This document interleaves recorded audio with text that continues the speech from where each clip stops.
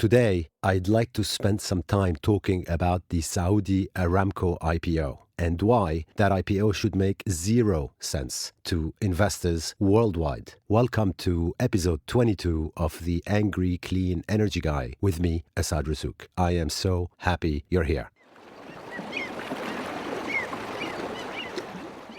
So let's talk about the fact that the Saudis want to do an initial public offering for Saudi Aramco. In other words, they want to list their state-owned oil company, Saudi Aramco, on a stock market near you to share its ownership with you, the public, and with you, investors. They also clearly want to share the climate change risks with you, the public, and you, investors. Now, what are they actually doing? Who is Saudi Aramco? And how do we think about the Saudi Aramco IPO? And if this is such a great thing, if Saudi Aramco is such an awesome, amazing company, why would the Saudi government want to sell down its stake and send some of the profits to you and me, the public, and to you, investors? And in an era when we are clearly in a climate emergency, what are JP Morgan, Goldman Sachs, Citigroup, HSBC, Credit Suisse, and another 10 banks actually doing, promoting the stock? How can they? How do we reconcile their pronouncements about how they're backing the Paris Climate Change Agreement with bringing the Saudi Aramco stock to a stock market near us, the public? First, let me put the company into perspective. It's the largest oil company in the world. It's also the most profitable company, any company in the world, because in 2018, it made $110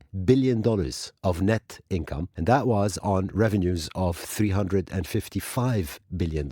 Now, $355 billion is as much as the GDP, so the entire economy of Nigeria or South Africa. It's more than the entire economy of Ireland or Denmark or Singapore. It's simply a huge number. Saudi Aramco also happens to be the third largest polluter in the history of the world, after the good people of Chevron and the good people of ExxonMobil. So Aramco has pumped enough CO2 and methane into the atmosphere to qualify as the third largest polluter in history. What the Saudi Aramco IPO is, therefore, it's simultaneously an offer of a humongously large company in terms of its current net income at least, as well as an offer of a humongously large polluter in the age of fighting against climate change. Because I'm not sure if the Saudi Aramco people and their bankers have noticed, but that's the age we're in. We're in the age of fighting against climate change, and the third largest polluter in history wants your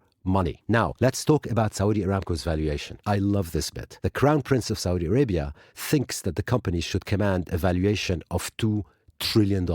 That immediately makes it more than twice as valuable as the next biggest company in the world. What the Saudis want after they get their $2 trillion valuation is they want to list 5% of the company because they want to generate $100 billion or so for their pockets. And at the moment, they are evaluating all sorts of cunning plans of how to convince you, the public, and you, investors, to give them $100 billion.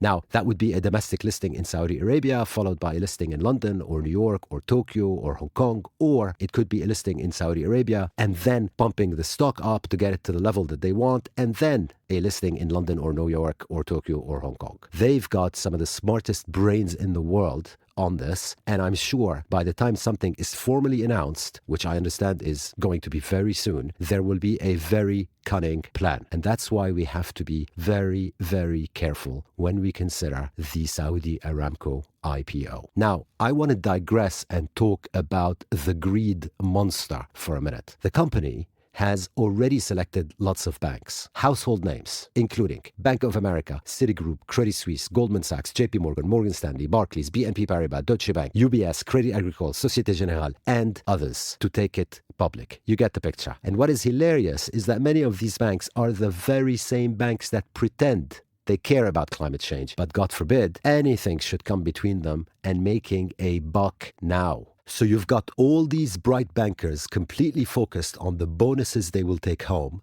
once they take the company public, because none of them actually care what the stock price does after the company goes public. And isn't that a wonderful position to be in? You've got to love it. Speaking of markets and banks, the signs on the wall are encouraging from their perspective, because when the bankers look at it, what they see is that Aramco earlier this year raised $12 billion in bonds on the back of demand of $100 billion.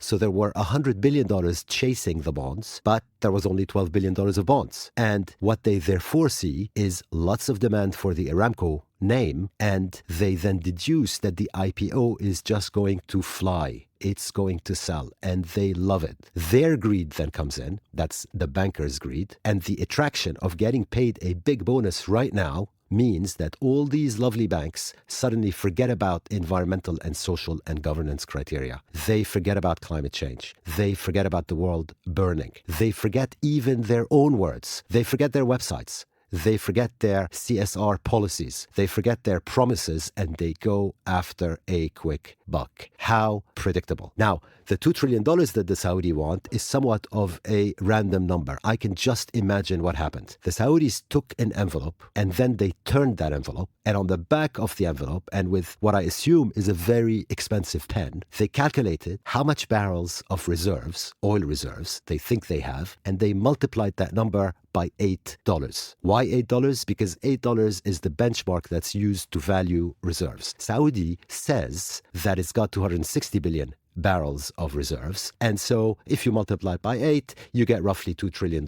And so the Saudis said to the banks, we want $2 trillion. What you, the public, and you investors should know is that the $2 trillion makes 0 sense. If you apply that benchmark of taking my reserves and multiplying them by 8 to, say, Rosneft, the Russian company, you would get a market capitalization that would be multiple of what the value of Rosneft is today. In the case of ExxonMobil, you would get a fraction of their market capitalization if you looked at them just on the basis of their reserves. So that's certainly not the only metric that's applied to derive a valuation for an oil company. Importantly, the $2 trillion also assumes that Saudi Aramco can pump oil until the cows come home. In other words, that valuation assumes that they're going to sell oil for the next 70 years, or however long the financial model of the financial analysts that will be selling that IPO to you says that they'll be selling oil for. Investors, however, probably should know that this is not going to happen. And it's not going to happen because we've reached the end of the age of oil.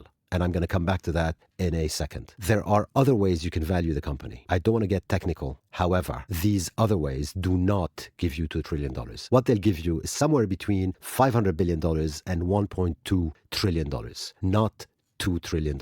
And now let's talk about risks. I want to start by what I thought was a very funny quote from a story in the otherwise serious Financial Times. The quote says, if international demand is lower than expected, the Saudi government is expected to ask the segment of rich Saudis to make up any shortfall, said one banker working on the deal. End of quote. Now, let me translate that for you. In other words, if international investors do not turn out as expected at the party, then the government's going to nicely ask rich Saudis to make up the shortfall. And we know some of the techniques available to the Saudi government when it wants to ask nicely. For example, they might invite you to the Ritz-Carlton Hotel in Saudi Arabia, or they could invite you into their consulate in Istanbul, Turkey. So I thought that sentence, just the way it was buried in that article, was a gem. So there's risk number one. Risk number two is, of course, the Paris Climate Agreement. If the Paris Climate Agreement is implemented in any shape or form, this company is not going to pump oil forever, and therefore its financial model is not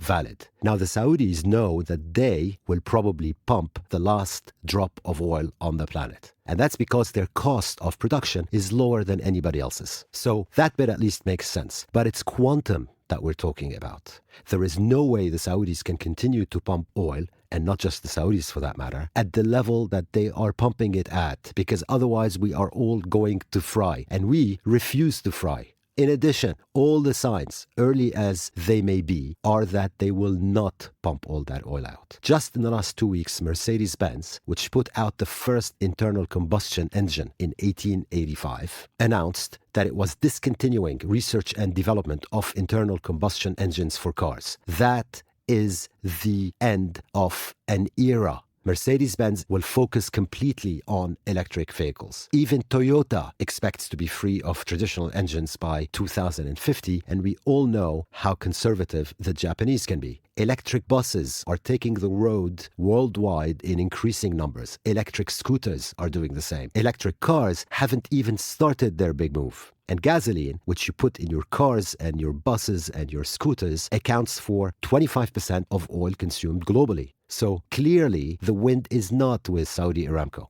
Now, these oil companies, Saudi Aramco included, seem to think that the future is plastic. In other words, they want to bury us in a lot more plastic in order to make up for any shortfall of demand from the transportation sector or any other sector, because plastic is, of course, made from oil. But they're not going to succeed. The push against plastic is also gaining momentum worldwide. Again, just in the last week, the story emerged that India is expected to announce a nationwide ban on single-use plastic in October. That's India, population 1.3 billion people, and that's India whose Mumbai city already banned single-use plastic a few months ago. India would be the 40th country or so that's actually decisively moved against single-use plastic, and that movement is not going back. That movement is only growing stronger.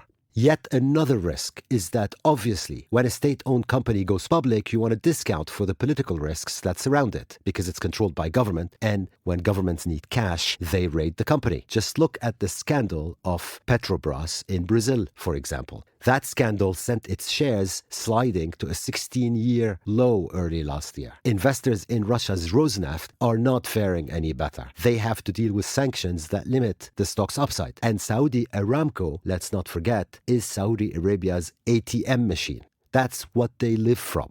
Now, to be fair, counterintuitively perhaps, you would as an investor buy Saudi Aramco for two reasons. The first, or rather, you might buy Saudi Aramco for two reasons. The first is it's got the lowest cost and the lowest carbon intensity of reserves in the world, which means that you could sell Exxon, sell Shell, sell BP, sell Rosneft, buy Aramco in order to decrease the carbon intensity of your portfolio.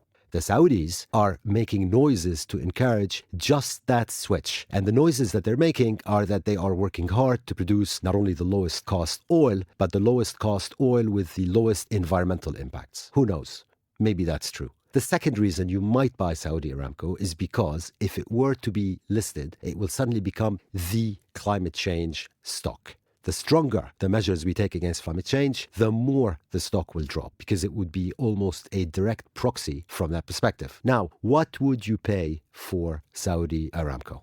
You can just imagine my solitary brain cell flying around inside my head, desperately trying to find another one to bang into to give me an answer. But in my case, at least, it's difficult to find another brain cell that would give me that answer. It's very, very difficult. Instinctively, I would say you wouldn't pay much for Saudi Aramco. The risks are too high. And so far, I have been talking about it as if it was in Norway, which it's not. Saudi Aramco is not based in Norway. You could see how, a couple of weeks ago, its oil installations were vulnerable to all sorts of not that friendly neighbors. And remember that in the 1930s, the two co-founders of Saudi Arabia, Mohammed ibn Abdullah al-Wahhab, a religious leader, and Ibn Saud, a tribal leader, found common ground despite conflicting goals and built a state on a compromise. The royal family agreed to strictly conform to the Wahhabism religious ideology of its other co-founder by embedding it into the political structure of the kingdom. And that's relevant because this very religious ideology is not a very friendly one. It's also what Al-Qaeda, Daesh, Al-Shabaab, and even Nigeria's Boko Haram follow. So the country has an inherent conflict within it, as well as not that friendly neighbors. It's not Norway. So there's not much to say really in conclusion, except why would you take on the headache that is Saudi Aramco? Best to stay away from that stock and from the IPO. And it's too bad if the bankers don't make the bonuses that they're counting on this Christmas. I mean, why bother? My hero of the week is every single person that went out worldwide on a climate strike on September 20 and the week that followed. The climate strike was awesome on so many levels. It was the largest climate protest in history, of course, but it was also one of the largest protests in history of any kind.